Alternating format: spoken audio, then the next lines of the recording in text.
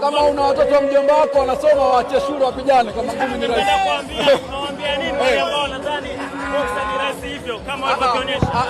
Wanafunzi yoyote ambaye anasoma sana kwenye mitihani anaonekana kama amependelewa na Mungu, lakini jitihada zinatokana na maandalizi sio. Chambezi, katika promotion zako ulisema mabondia wa Dar es Salaam wanasema KO ni majaliwa ya Mungu. Majaliwa ya Mungu. KO ni package, inatakiwa iwepo kwenye maandalizi yako. Kwa mimi sikutaka nishinde knockout round ya pili, lakini nilivyoambiwa na timu kwamba ukipanga naye boxing atakusumbua, pigana. Nimepigana, kashindwa kuvumilia. Umeona?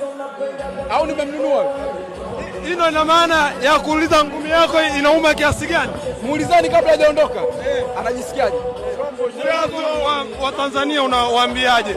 Wana hamu na wewe, lakini kama habari Champezi, neno lako kwa wa Tanzania. Wana hamu na wewe, lakini ni kama wanaonja tulaza ya Mwakinyo, alafu inaishia hapo. Mapromota watoe hela kwa sababu mimi ndio expensive boxer kwa sasa.